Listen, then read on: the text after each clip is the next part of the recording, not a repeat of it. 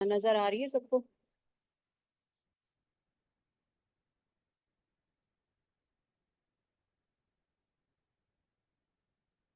अच्छा, देखिए मैंने जूम किया है। ये स्क्रीन मेरी नजर आ रही है। एब्रीविएशन के बारे में आज हम पढ़ रहे हैं। पहला टैग जो हमारा है वो एब्रीविएशन का है। एब्रीविएशन क्या चीज़ है, एब्रीविएशंस और एक्रोनियम्स हमारे पास क्या चीज़ है, हम इसको थोड़ा सा पहले डिफाइन कर लेते हैं, फिर हम इसकी प्रैक्टिस करेंगे। अच्छा, एक सेकंड में जरा अपना।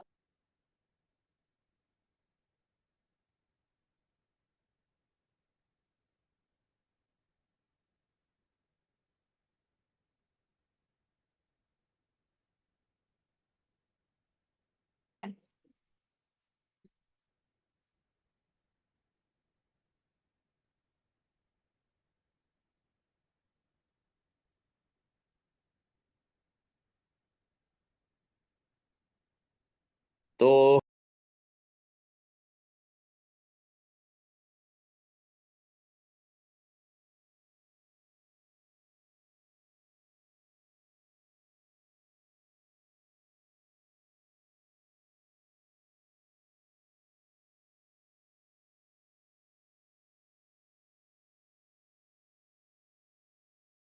बहुत जरूरी है। And fifth one is imagination.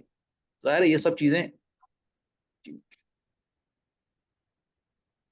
जब आप ये तो ख्वाब खैर देखें। सही की आपने, बहुत अच्छी बात की है। पहले मेरा ये कॉन्सेप्ट था ख्वाब नहीं देखने चाहिए, टूट जाते हैं। लेकिन जब आपके अंदर एक पैशन होता है ना किसी वर्क को करने के लिए, एक जिद पैदा हो जाती है, तो उस वक्त आपको होता है कि नहीं, बड़े ख्वाब बड़ी ताबीर। फिर आपको एक वो लग जाता है कि बड़े ख्वाब देखेंगे तो जाहिर सी बात है हम उसको पूरा भी करेंगे, तो उसके लिए हमें बस लग जाती है जद्दोजहद। जी बिल्कुल ऐसे ही है। आप जब ख्वाब देखेंगे और विजन रखेंगे अपना, तो आप पहुंच अच्छा, जाएंगे। लेकिन अभी हमारे पास पोर्टफोलियो जहां पर हम कितने लोग बच्चों सारे ने लोग बनाया हुआ जो है, कितने मेजोरिटी बच्चों फंसती ने है ना, वो नहीं आकर बनाया हुआ है? एच टी कंसिस्टेंसी एम पे और एल सी बर्निंग एस एस डिजायर पे। से विजन हमारे हमारे पास पास हो जाता है, हमें मिल पोर्टफोलियो जाता है, भी हम कर है, लेते वो हैं भी किसी मैं तरीके देखती से। हूँ अगर अभी मुझे मिलता है लेकिन फिर बर्निंग डिजायर तो और मैं जो आप उसके लोगों को लिए दिखाती हूँ कंसिस्टेंसी है ना, पोर्टफोलियो वो किस नहीं तरह हमारे का पास हो पाती। बनाना सिखाएंगे तो फिर आपको, उतनी कंसिस्टेंट एफर्ट चाहिए। एच टी एम एल और तो सी हासिल एस हो एस जाती से। है चीजें, ऐसा नहीं है कि नहीं हासिल हो पाए। हम्म। तो ये बड़ी बहुत अच्छी बुक है, ये मैं रेकमेंड करूंगा सारे लोग पढ़ें। मैं आपको शेयर भी करा दूंगा इसकी। मेरे पास सॉफ्ट कॉपी भी पड़ी हुई है और हार्ड कॉपी तो खैर मैंने काफी पहले, तकरीबन 2017 में मैंने ये बुक पढ़ी थी। नेपोलियन की ये तो जबरदस्त। बहुत पुरानी है, लेकिन तो अब ये है कि मेरे पास इसकी सॉफ्ट कॉपी पड़ी है, मैं अभी शेयर भी करा देता हूँ आप लोग। ही। अच्छा, देखें हमने क्या किया है, कुछ भी खास इसमें डिफरेंस नहीं है। साइट का एलिमेंट हमने यूज किया है, और हमने पैराग्राफ के ओपनिंग एंड क्लोजिंग टैग के बिटवीन में साइट का एलिमेंट यूज किया है। साइट का एलिमेंट मैंने यूज किया है सिर्फ बुक के वर्ड को, यानी बुक के नेम को लिखने के लिए मैंने साइट का एलिमेंट यूज किया है। इसको थोड़ा सा मैं जूम कर लेती हूँ ताकि आप लोगों को नजर आए। ठीक है। तो आपने जिस वर्ड को, जिस बुक के बारे में लिख रहे हैं, किसी और इम्पोर्टेंट ऐसा टॉपिक है जिसको आपने हाईलाइट करना है, तो आपने उसके बारे में लिखा है, आपने साइट के एलिमेंट के अंदर बुक का नेम यूज किया है, और उसके बाद आपने टैग क्लोज करने के बाद बाकी बता दिया कि भाई ये बुक जिनकी है बाय, उनका नाम लिख दिया, और उसकी डिटेल्स बता दी हैं कि ये कितनी सेल हुई हैं। ठीक है, इसकी कितनी कॉपीज सेल हुई हैं। अब इसको अगर हम जाकर वेब व्यू करते हैं यहाँ से, तो ये देखें कि इसमें चेंजिंग्स क्या हैं। इसमें चेंजिंग्स ये हैं कि जिस वर्ड को मैंने लिखा है साइट के एलिमेंट के अंदर, इसने उस वर्ड को इटैलिक कर दिया है। बाकी मेरा सेंटेंस एज इट इज है। देखिए, बाकी की राइटिंग में कोई फर्क नहीं है, लेकिन जो मैंने एलिमेंट यूज किया है साइट का, तो उसने इस बुक नेम को हाईलाइट करने के लिए इसको इटैलिक कर दिया है। इसमें डिफरेंस कुछ नहीं है, लेकिन वही बात फिर से कहेंगे कि डिसेबल पर्सन्स को रीड करने के लिए, सर्च इंजन को हेल्प करने के लिए हम ये टैग्स यूज करते हैं सेमेंटिक में। ठीक है। तो हमने यहाँ पर साइट का एलिमेंट यूज किया है ये प्रॉपर एक वर्ड साइटेशन। अच्छा और साइट, मैं बता देता हूँ मैडम। ठीक, जी बहुत जी बहुत अच्छा जी। बताया मैडम ने। साइटेशंस देखें क्या हैं। कभी आपने देखा है हमारे बेसिकली साइटेशंस का मतलब ये है कि उसकी मेन कैरेक्टरिस्टिक्स को बताना, मेन एट्रीब्यूट्स को बताना। अब अगर आप बुक की बात करें, तो बुक में जो उसका मेन एट्रीब्यूट उसका टाइटल है, उससे इंपॉर्टेंट चीज तो कोई नहीं है ना। अब अगर फर्ज करें बुक को मैं कोई नाम ना दूं और बुक पढ़ना शुरू हो जाऊं, तो आप बोलेंगे यार ये इस बुक का नाम क्या है, ये बुक क्या है। तो आप नाम पूछेंगे ना, ये नाम एक इंतहाई इंपॉर्टेंट चीज है उसकी। एक अहम समझ लें कि उस राइटर का कारनामा है कि बुक का नाम उसने सिलेक्ट किया। जैसे बच्चे का नाम रखते हैं ना, उससे पहचाना जाता है। आइडेंटिफिकेशन कैसे होगी उसकी कि ये क्या है। एक आपको सिर्फ आप वो उसकी वो क्वालिटीज पढ़ लें या वो चंद चीजें पढ़ लें, तो उससे आपको पता चल जाएगा कि पूरा पूरा आपको जो है ना, जिसे कहते हैं ना, पूरा कॉन्टेक्स्ट क्लियर हो जाएगा। अगर मैं आपको खाली दो चीजें बता दूं, तो आपको पूरा कॉन्टेक्स्ट क्लियर हो जाएगा कि हाँ यार ये चीज ये है। तो इसको साइटेशन कहा जाता है। अक्सर आपने देखा होगा, ये जब हमारे यहाँ पे ये तकरीब होती है 23rd मार्च को, तो वहां पर बहुत सारे लोगों को सितारे इम्तियाज दिया जाता है। ये सबने देखी है ना, ये तकरीबें ये होती हैं हमारे यहाँ पे, होती हैं कि नहीं होती हैं। तो जी उस जी तकरीब सर। में तो जिसको सितारे इम्तियाज के लिए नॉमिनेट किया जाता है, तो सबसे पहले उसको बुला कर ना खड़ा किया जाता है एक जगह पर, एक प्लेस होती है उसकी डेडिकेटेड, उसको वहां पर खड़ा करते हैं। और उसके बाद आपने देखा होगा पीछे जो रीडर्स होते हैं, जो उसकी नरेशन करते हैं, वो उसकी साइटेशन पढ़ते हैं। उस स्पेसिफिक पर्सन की जिसको के सितारे इम्तियाज दिया जा रहा होता है, उसकी साइटेशन पढ़ते हैं कि इसके मेन मेन कारनामे कौन से हैं, इसके मेन मेन एट्रीब्यूट्स क्या है, इसने क्या किया भाई जी, इन्होंने बहुत ज्यादा काम किया है इन इन फील्ड्स में, इन्होंने ये काम किया, ये कारनामा, ये कारनामा, ये कारनामा, सारे कारनामे उनके बताते हैं। तो वो साइटेशंस होती हैं बेसिकली, जो उनकी पढ़ी जा रही होती है। सही है। तो इसको साइटेशन कहते हैं। इसी तरीके से जब आप रिसर्च पेपर पढ़ते हैं, कभी कभी आपका रिसर्च पढ़ने का, या कभी रिसर्च पेपर पढ़ें, आज आप गूगल सर्च पे जाइएगा, गूगल रिसर्च पे, और वहां जाकर कोई रिसर्च पढ़िएगा। बल्कि मैं एक सेकंड रुके, मैं आपको बताता हूँ, एक सेकंड रुकिए।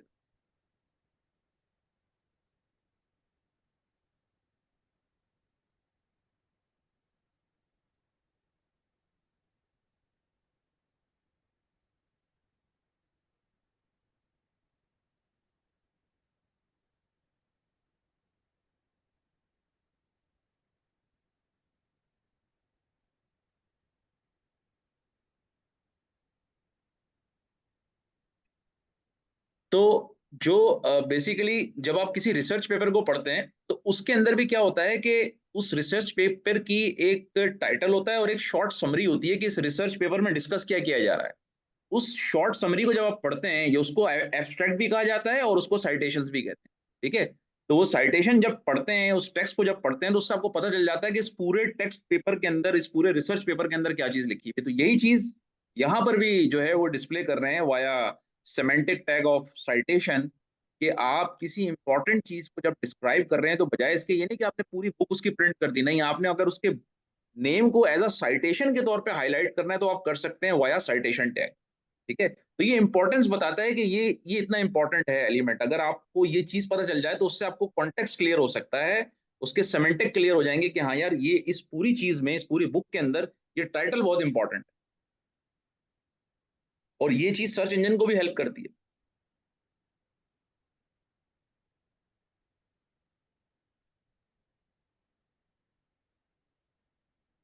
अच्छा, अभी हमने साइटेशन पढ़ा है, इसके अलावा हमारे पास है डेफिनेशंस का टैग। ठीक है, साइटेशन के लिए हमने साइट का एलिमेंट यूज कर लिया।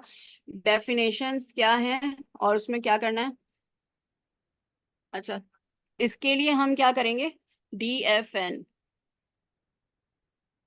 जब भी हमें कोई नई टर्मिनोलॉजी या कोई नया कॉन्सेप्ट अपनी वेबसाइट पर दिखाना है, तो उसमें हम क्या करेंगे? हम उसके लिए DFN का एलिमेंट यूज करेंगे। हम उस वर्ड को DFN के टैग के अंदर ले जाएंगे। फॉर एग्जाम्पल, मैं यहाँ पर लिखती हूँ। ठीक है, यहाँ पर मैं लिख देती हूँ। मैंने DFN के एलिमेंट के अंदर, अच्छा ये भी एक पेयर टैग है। ठीक है, जैसे ही मैंने इस टैग को क्लोज किया है, तो यहाँ पर आप देखें कि क्लोजिंग टैग भी आ गया। ये भी एक पेयर टैग है।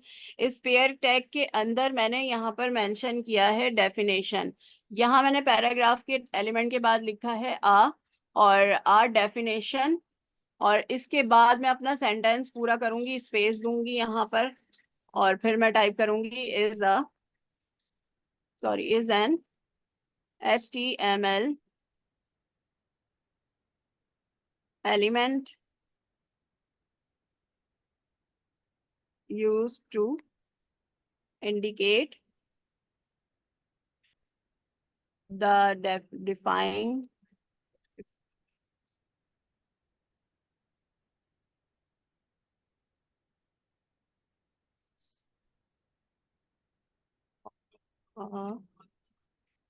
न्यू टर्म, यानी टर्मिनोलॉजी, ठीक है, टर्मिनोलॉजी। अब इसको अगर हम जाकर वेब व्यू पर देखते हैं, यहाँ से हम इसको रिफ्रेश कर देते हैं। ऊपर देखें, साइटेशन हमने यूज किया है। साइटेशन में हमने साइट का एलिमेंट यूज किया था, उस बुक का नाम इसने इटैलिक कर दिया था।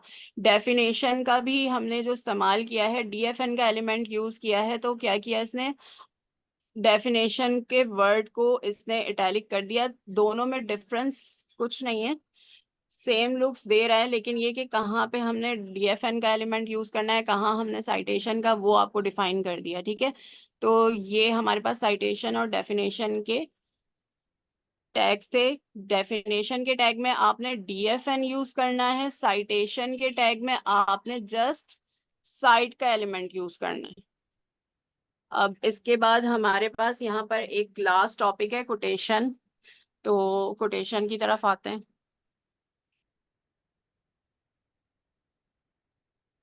कोटेशंस मार्क्स तो आप सभी को पता है, कोटेशंस का मतलब भी सभी को पता है। कोई भी फेमस पर्सनैलिटी की कोई भी मशहूर बात, हाँ, जैसे कायदे आजम के कॉल हैं, अल्लामा इकबाल के कॉल हैं, और इस्लामिक उससे रिलेटेड आप ले लें, हज़रत अली के कॉल हैं, हुजूर सल्लल्लाहु अलैहि वसल्लम की बातें हैं, तो उसके लिए कोटेशन मार्क क्यों यूज़ किया जाता है, या हमें गूगल को कैसे पता चलता है कि भाई ये हम कोटेशन है किसी की। तो वो सारी चीज़ें हम देखते हैं। पहले मैं इसको कर देती हूँ कमेंट। सर, डीएफएन में कोई चीज़ इंसर्ट करना चाहेंगे आप? नहीं, ठीक है, बस ये डेफिनेशंस हैं और ये बताना है आपने सर्च इंजन को और स्क्रीन रीडर को कि भाई ये डेफिनेशन है और ये वो है, ताकि उसको उसका कॉन्टेक्स्ट भी क्लियर हो जाए और सेमेंटिक्स क्लियर हो जाए। बिल्कुल सारी ये जो चीजें चल रही है ना मैडम, ये सारी वो सेमेंटिक्स से रिलेटेड और आपके बिल्कुल। कॉन्टेक्स्ट से रिलेटेड है। आपने समझाना है। अच्छा, ये एनएलपी में बड़ा फायदा होता है इनका। मैं आपको बताऊं, जब आप इंशाल्लाह आगे जाकर आप सारे ही लोग जब आर्टिफिशियल इंटेलिजेंस को पढ़ेंगे आगे जाके अपने कोर्स के अंदर, तो एक उसमें आर्टिफिशियल इंटेलिजेंस का एक बहुत बड़ा एरिया जो है वो अ, ये जो रीडेबल टेक्स्ट जितना भी लिखा गया है दुनिया के अंदर, वो उस टेक्स्ट से रिलेटेड है। अभी जितना दुनिया में सबसे ज्यादा जो जनरेट हो रहा है दुनिया में, वो सारा टेक्स्ट जनरेट हो रहा है। डेटा स्ट्रक्चर्ड फॉर्म में बहुत कम है, अनस्ट्रक्चर्ड डेटा बहुत जनरेट हो रहा है। आप देखें, जो आप फेसबुक पे भी अगर आप बता दें कि मुझे एक दिन के अंदर कितना जनरेट होता है डेटा, पेटाबाइट्स में। पूरी दुनिया फेसबुक को यूज कर रही है, कमेंट्स दे रही है, इमेजेस पोस्ट कर रही है, वीडियोस पोस्ट कर रही है, ऑडियो पोस्ट कर रही है, लेकिन उसमें जो सबसे ज्यादा जो डेटा जनरेट हो रहा है वो टेक्स्ट फॉर्म में है। तो टेक्स्ट को जो एनालाइज करने के लिए उसके ऊपर जो आर्टिफिशियल इंटेलिजेंस की टेक्निक्स यूज की जाती हैं, उस एरिया ऑफ एआई को, उस कैटेगरी ऑफ एआई को एनएलपी कहा जाता है, नेचुरल लैंग्वेज प्रोसेसिंग। यानी हम जो अपनी फ्री टेक्स्ट लिखते हैं अपनी नेचुरल लैंग्वेज के अंदर, उसको समझना कि उसमें फर्ज करें किस तरह की टोन राइटर ने यूज की है, टोन यूज की है या हार्श वर्ड्स यूज किए हैं या नेगेटिव वर्ड्स यूज किए हैं। लेट्स से अगर आप किसी भी प्रोडक्ट की रेपुटेशन माइनिंग कर रहे हैं, उसके रिप्यूट को कैलकुलेट करना चाहते हैं, जैसे होता है ना, अब हम लोगों ने बड़ा स्मार्ट वे यूज किया हुआ है। अगर हमें कोई मोबाइल परचेज करना हो या कोई भी चीज खरीदनी हो, तो हम इंटरनेट पर जाते हैं और उसके फीडबैक्स पढ़ते हैं कि लोगों ने उस पर रिव्यूज क्या दिए हैं। तो वो रिव्यूज जो हैं उन सेंटिमेंट्स को शो करते हैं इंसानों के, जो उन्होंने किसी भी प्रोडक्ट को यूज करके उसके मुतालिक दिए हैं।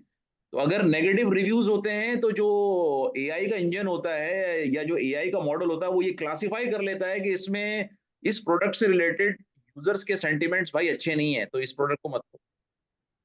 तो अगर कोई प्रोडक्ट ऐसी होगी जहां पे सेंटिमेंट्स अच्छे होंगे, वो तो आप ह्यूमन, अभी ये समझे कि ह्यूमन नहीं है, एक मशीन ने रीड करना है उस, तो वो उन तमाम रिव्यूज को रीड करके मशीन आपको बता देगी कि हाँ यार, इसके जो रिव्यूज है ना वो अच्छे हैं, क्योंकि उसमें पॉजिटिव रिव्यूज आए होंगे, उसमें टोन पॉजिटिव होगी कि भाई ये प्रोडक्ट बहुत अच्छी है। तो वो खुद ही, ये जो सारी टेक्निक्स होती है जिनके थ्रू ये एनालाइज हो जाता है कि इस प्रोडक्ट से रिलेटेड सेंटिमेंट्स क्या है यूजर के, that is called NLP, natural language processing. ठीक है। तो ये सारे जो चीजें हैं, ये सारी हेल्प आउट करती हैं एनएलपी को। जैसे ये डीएफएन डिफाइन कर रही है मैडम टैग, या एब्रीविएशन का टैग डिफाइन कर रही हैं, या फिर वो सेमेंटिक के और दूसरे टैग्स डिफाइन कर रही हैं, ये सारे हेल्प आउट करते हैं एनएलपी को। ठीक है। तो ये एक बहुत अच्छी चीज है। अब इसका मतलब ये है कि हम जो भी चीजें कर रहे हैं इस वक्त, अब जो मॉडर्नाइज चीजें आ रही हैं, वो ज्यादा से ज्यादा हम क्या कर रहे हैं, एआई को हेल्प कर रहे हैं कि अच्छे से अच्छे तरीके से मशीनें जो है ना वो समझ जाएं कि हम क्या बताना चाह रहे हैं इंसान। पहले तो ये होता था कि इंसानों के पास ये चीजें नहीं थी, ये टेक्नोलॉजी नहीं थी, तो इंसान फ्री टेक्स्ट जिस जैसा भी आया करते चले जा रहे थे, नहीं। लेकिन अब हम बहुत ज्यादा एआई पे डिपेंडेंट हो गए हैं, तो वो अब टेक्स्ट भी बड़ा स्ट्रक्चर्ड फॉर्म में लिखना पड़ता है ताकि एआई भी उसको समझ सके। अब अगर फर्ज करें आपको मैं कहूं कि आप एक ऐसे लिखें और ऐसा ऐसे लिखें जिसको मशीन भी समझ सके, तो आप उसको सेमेंटिक्स टैग्स को यूज करते हुए ऐसे लिखेंगे ना, ताकि मशीन को भी अच्छी तरह समझ में आ जाए। इंसान तो समझ ही लेगा, लेकिन मशीन भी समझ जाएगी, तो डबल फायदा हो जाएगा। ठीक है। जी मैडम। जी सर। अच्छा, हमने कोटेशंस की हेडिंग ले ली है यहाँ पे, क्योंकि हम कोटेशंस पे बात कर रहे हैं। तो कोटेशन आपको सभी को पता है, कोटेशन मार्क के अंदर वो खास बात होती है जो किसी खास शख्सियत की कही हुई बात होती है, उसको हम कोटेशन मार्क के अंदर ले जाते हैं, या हम उसके अंदर पोएट्री भी लिख सकते हैं। तो कोटेशन मार्क यूज करने के लिए हमने किस तरह से कौन सा एलिमेंट यूज करना होता है। फॉर एग्जाम्पल, मैंने यहाँ पर पैराग्राफ का टैग लिया है और पैराग्राफ के एलिमेंट के बिटवीन मैं यहाँ पर लिख रही हूँ मोहम्मद अली जिन्नाह के लिए मैंने जस्ट एम यूज किया है, एम डॉट, और यहाँ पे मैं शॉर्टली नेम लिख रही हूँ।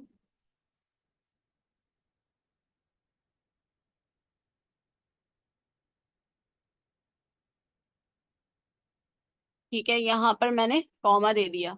मैंने नेम मेंशन कर दिया है कि मैं मोहम्मद अली जिन्नाह के कोई कोटेशंस है, कोट है, जो उनका सेंटेंस है, उस वर्ड को मैं दिखाना चाह रही हूँ यहाँ पर।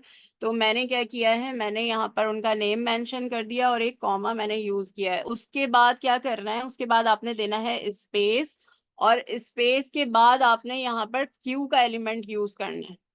ठीक है, क्यू का एलिमेंट यूज करना है। क्यू का एलिमेंट यहाँ पर क्या वर्क करेगा वो अभी आप लोग खुद देख लेंगे। वो वर्ड, वो सेंटेंस, वो लाइन, या वो जो भी आपने बात उन्होंने फेमस कही है, या आप किसी भी आपका कोई भी फेवरेट पर्सनैलिटी है उसकी बात आपने मेंशन करनी है, तो वो इस तरह करना है कि पैराग्राफ के एलिमेंट के अंदर उनका नेम मेंशन कर दिया, और क्यू का एलिमेंट लेके जो कि कोटेशन मार्क करेगा, उसके सेंटर में आपने वो लाइन या वो सेंटेंस मेंशन कर दिया जो आपने हाईलाइट करना है। Failure is a word unknown to me. अब हम इसको अगर चलकर देखते हैं, यहाँ पर इसको रिफ्रेश करते हैं, तो ये देखें कोटेशंस, यहाँ पर नेम आ गया as Mohammad Ali Jinnah said failure is a word unknown to me. इस वर्ड के साइड में देखें आप, कोटेशन मार्क आ गया। तो ये कोटेशन मार्क किस तरह आया, यहाँ पर कोटेशन का एलिमेंट यूज करने के लिए क्यू, क्यू के एलिमेंट में मैंने सेंटेंस को लिख दिया है। तो ये जो मार्क हमारे बने हैं वो इस क्यू के एलिमेंट से बने, इस तरह से। अच्छा, अभी तक की जितनी भी चीजें हमने समझाई हैं, अगर उसके हवाले से किसी के क्वेश्चंस हैं तो वो जरूर पूछ लें। और लास्ट क्लास में भी मैंने असाइनमेंट बिल्कुल वहाँ मेंशन करना भूल गई थी, उसके लिए मैं माजरत करूंगी, और आज मैं ये दोनों असाइनमेंट आपके वहाँ पर मेंशन कर दूंगी, क्योंकि वो पिछला काम भी इतना मुश्किल नहीं था और ये भी बहुत आसान है। आप लोग एक साथ एक ही चीज के अंदर सारी चीजें ऐड कर सकते हैं।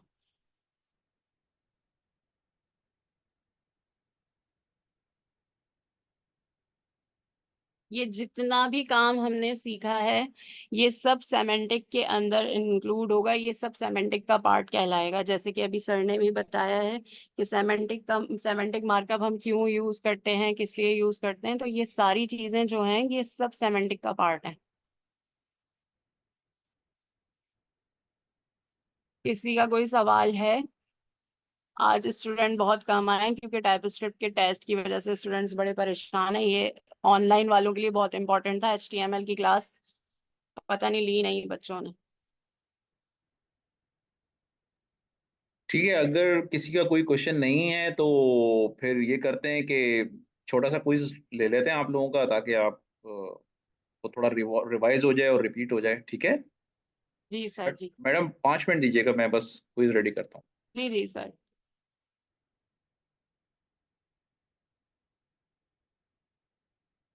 जी बिल्कुल, पिछला असाइनमेंट और नया असाइनमेंट आप एक साथ इंक्लूड कर सकते हैं। यही मैंने अर्ज किया कि आप कोई भी ऐसा वर्क करें जिसमें आपके ये सारे टैग्स यूज हो रहे हो।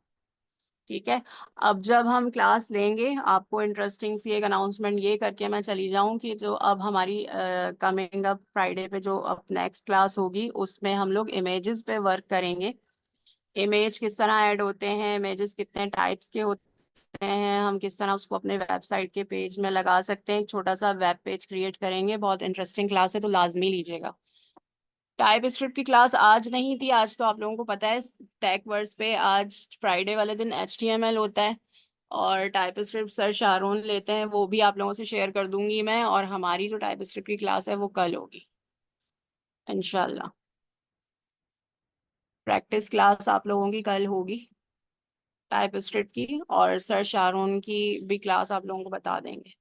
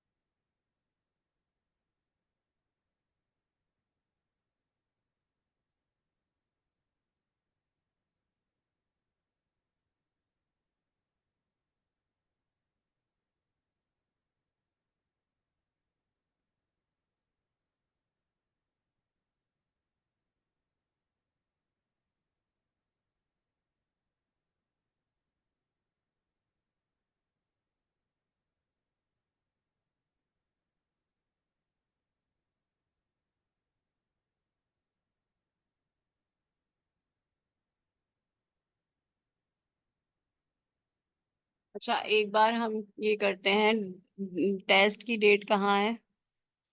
कौन से टेस्ट की नौमान? गवर्नर हाउस के टेस्ट की बात कर रही हूँ मैं। उस बारे में मुझे नहीं पता कि टेस्ट कब है। बहरहाल ये पता है मुझे कि टेस्ट कोई होगा ईद से पहले।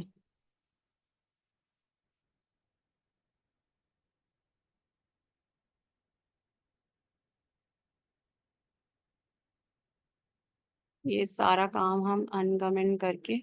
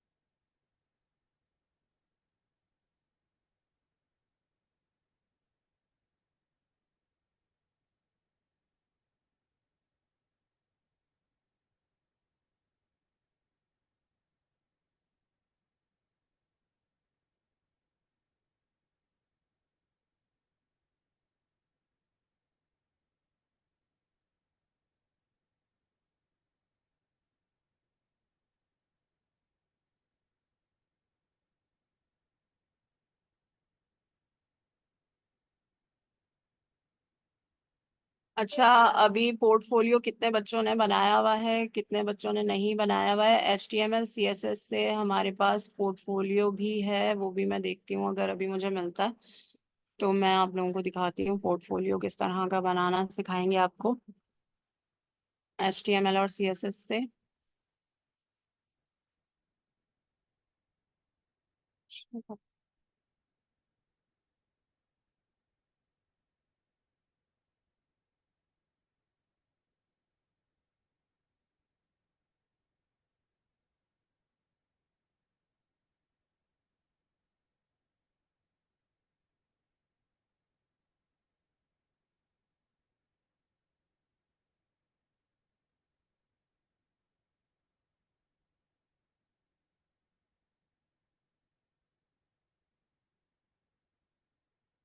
अच्छा, एक बड़े मजे की चीज भी है, वो देखते हैं।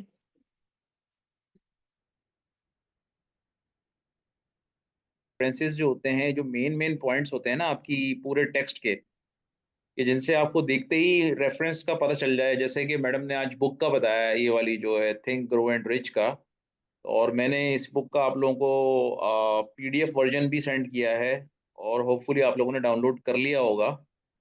तो इस बुक को पढ़िएगा, बहुत अच्छी किताब है। ठीक है, तो ये बेसिकली साइटेशंस इसलिए यूज़ की जाती हैं ताकि किसी भी बुक का रेफरेंस देना हो, किसी भी राइटर के बारे में बताना हो, तो क्विकली आप उसमें साइटेशन के थ्रू रेफर कर सकते हैं। ठीक है, उसके मेन मेन पॉइंट्स बता सकते हैं।